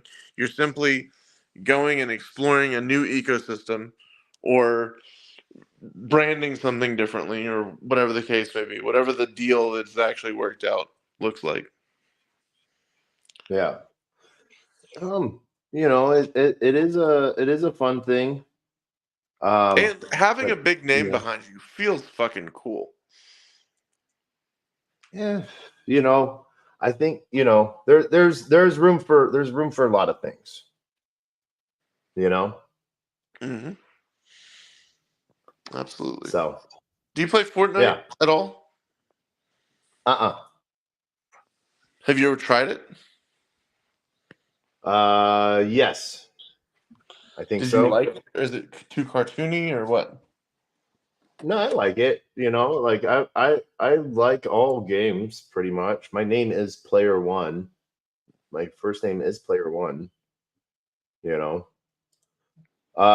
No, it's just one of those things where, like, I like games where I can do 1,000 different things and then come back to it, and it's where I left it.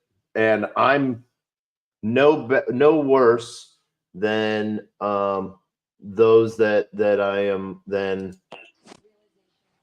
Yeah.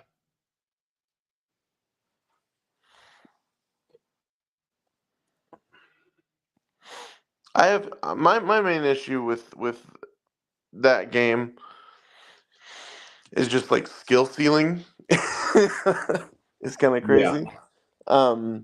But like, I mean, I sat down, I spent like, a few hours a day just grinding it, and like, I don't know, you hit like pretty decent skill yourself after a good bit of practice, and it gets more fun. But like, it's that initial grind that does not feel fun. Like all the unfair deaths, the things like that does not feel fun.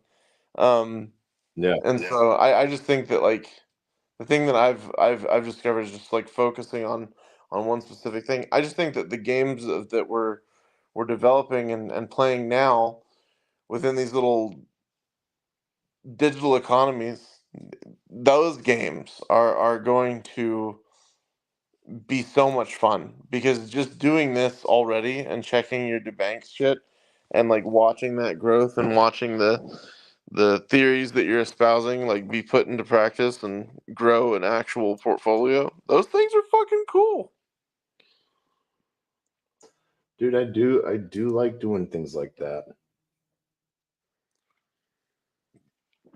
What are your arrow holdings looking like?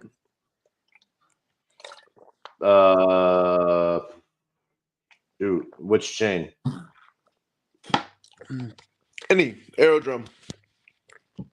Let's go look at aerodrome.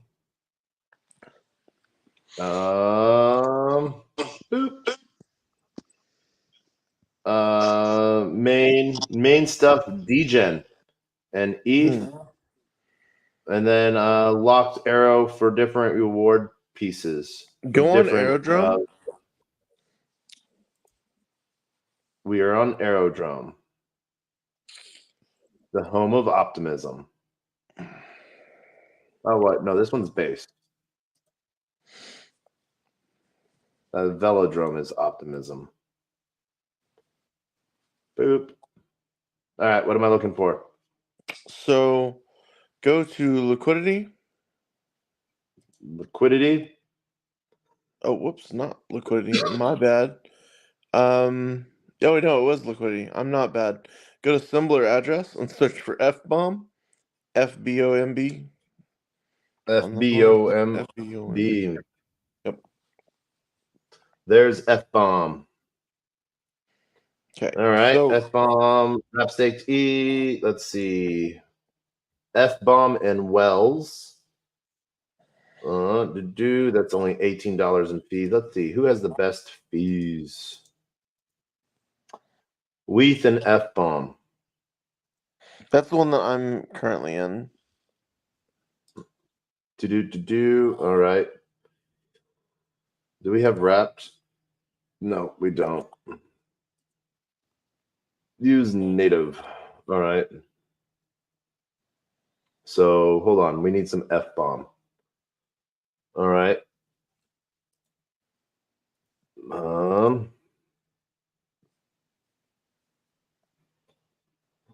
F-bomb.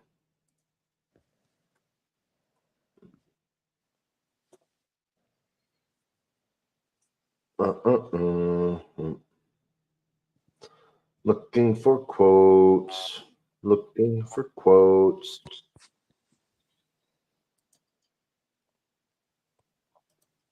All right.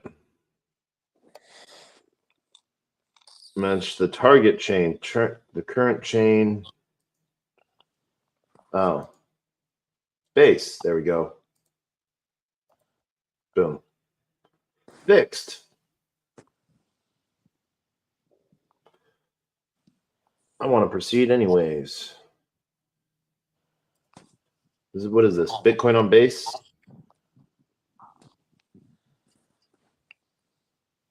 All right. So liquidity, F-bomb. Oh, and All right. I guess.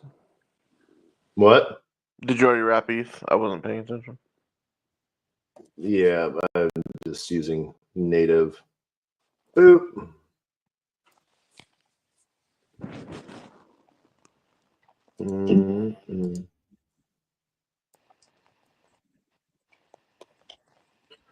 Boom. Allow.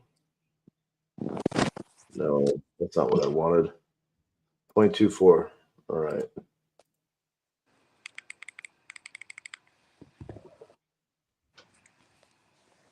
Ah, 69.69. That feels like that is the right number to deposit. It does. 1,069.69. Yeah. The math. The math is mathing hard. Hard math. I'm hard off the math. Math is a hard math. All right. Depositing.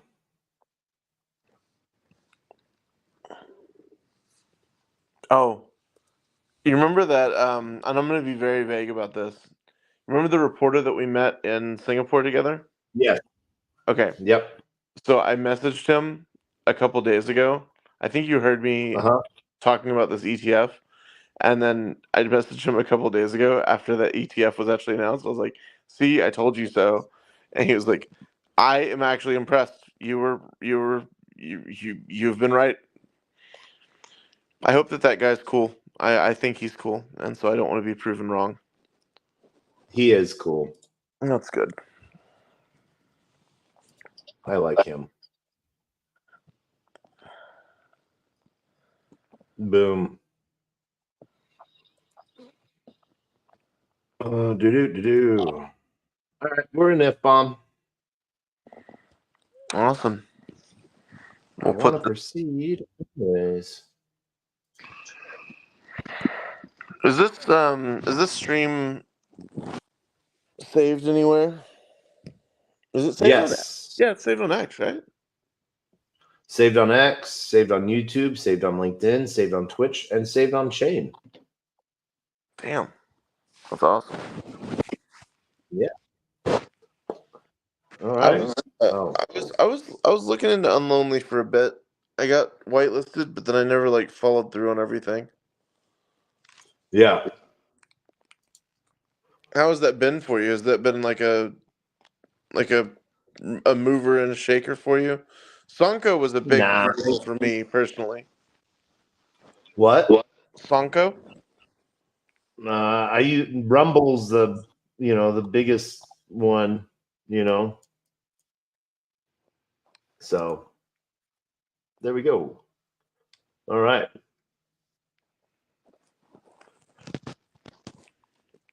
Dashboard. There we go. We're in it. In it to win it. This will be a new one for your fans. I'll get some phantom homies to throw some followers on your debank. All right. The bank. Do you use the social features of debank ever? I never have. I do. I like them. That's awesome. Yeah. I've been paying a little bit more attention recently, just because it seems to be the best portfolio site out there that I've found for my portfolio. And so I was just And look at that. I voted for rewards for F-bomb.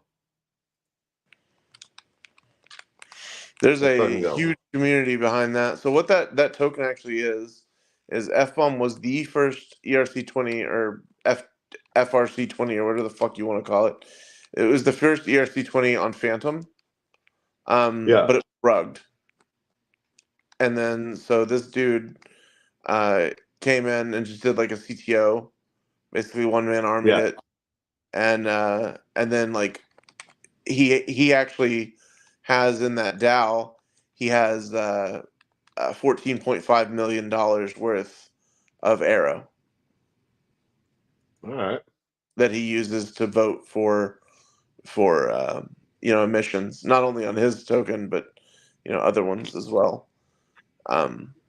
Feeding it like a little loop. What's funny is that he actually owns more Arrow than Coinbase does, which is nice. I'm sure a weird feeling. It's a good feeling. There we go.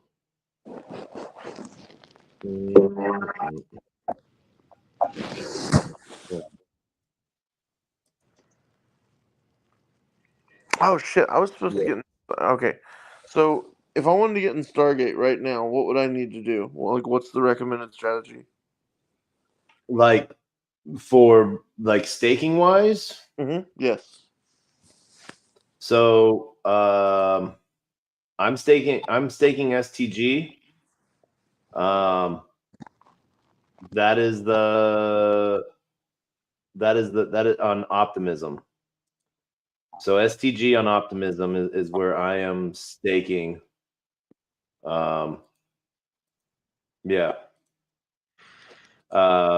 That one sort of has the best piece. There's some good pools, but that have some good volume.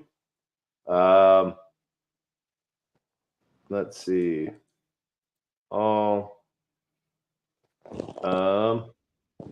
But yeah.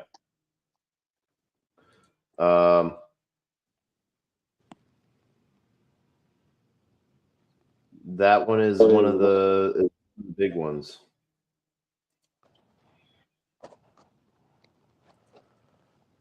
So I need to get back into this on a day-to-day basis. That's my issue right now is I don't have any positions like this. Like I have very, very few. You've seen my debank, right? And yeah. I just don't feel like I have the time to mess with them. I want to automate so much of this. But still have a dashboard for it. Still be able to view it and stuff. That's my I think that ALMs are kind of the next big thing.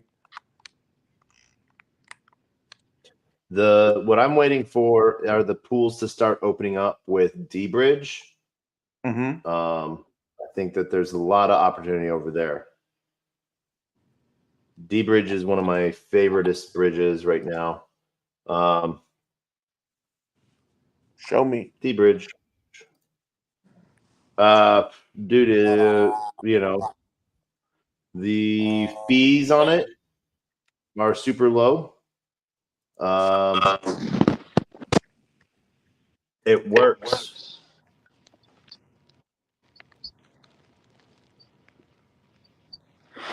What was the claim for? Was the wide airdrop or was it focused?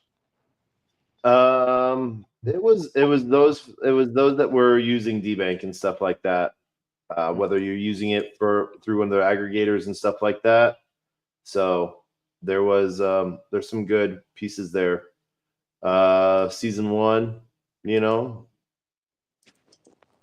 Season 2, we're in the top 10,000. We're sort of happy with that, And this is just volume based or what? Amount of bridges gives it actual weight. There's a hidden FICO score algorithm within bridging to other chains. So not necessarily on volume, just which chains you're going to. And then also on the aspect, like some chains, when they newly launch on dbridge, they will, what's the word I'm thinking of? They'll provide incentive, obviously, for bridging to their chain.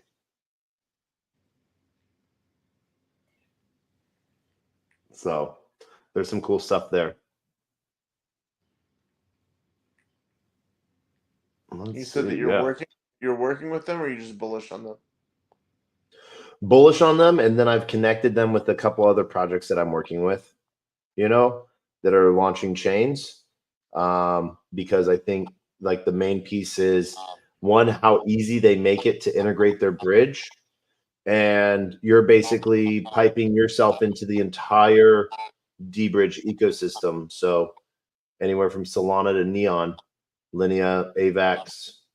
And it's sort of like 1-inch multi-chain swap. So you can go from like USDC on Base to ApeCoin on Ethereum. Yeah. Okay. Yeah. Cool.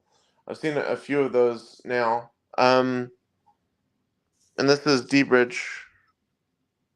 Yep. Yes, dbridge.finance. I texted you a link in Telegram. Is it a ref link? Yep. Beautiful. You can get rid of the ref link if you want and just go your way. I don't want to get rid of the ref link. Dude, I fucking think one of the coolest things that Blast did was showcase how big a social network can be. Yeah, agreed. Yeah. So I was supposed to send you a link for something else. What else was I supposed to send you a link for? I forget. Yeah. We'll let the comments section point it out. Fifth. Yeah. Let's see. Oh shit. 58. What'd you do? That's not a very good placement. Well, All right. Boom. Approve balanced stake claim. All right.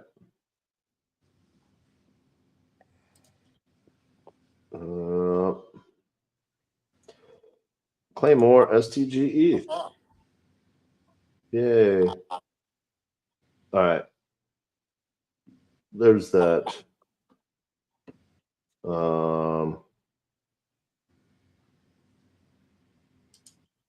ETH. It's what's for breakfast. V2 pools. Let's see. Top Arbitrum, since we're on Arbitrum, USDC, USDT, all.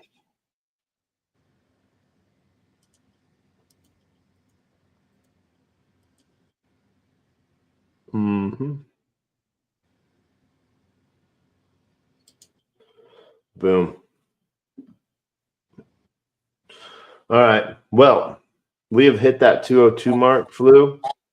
And since you are here, you get to help us end the way we have ended 785 shows so far. You ready for this? I am. All right. Final thoughts and words of wisdom. 10 seconds. Go, Flu. Ha! He ran. I love that. I want to thank everyone for joining us for TacoBytes, your daily bite of Degen, episode number 786, coming to you live from somewhere nowhere, Dallas, Texas. Degening on all the chains. Our words of wisdom are always the same. A closed mouth cannot be fed, and you cannot feed a closed mouth, meaning if no one knows you're looking for opportunity, opportunity can never come a knocking. If opportunity does come knocking and no one answers, it's going to keep on walking.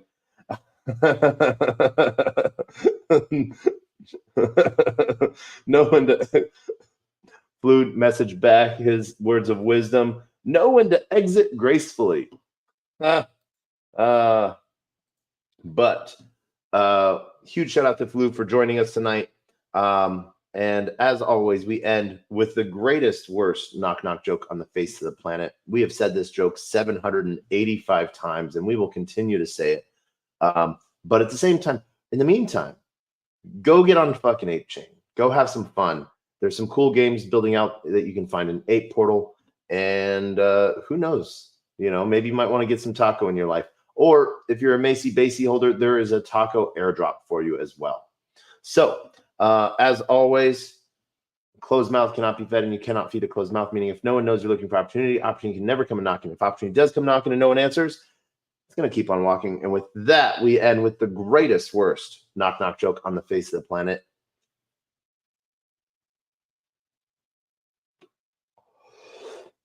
Knock, knock. Who's there?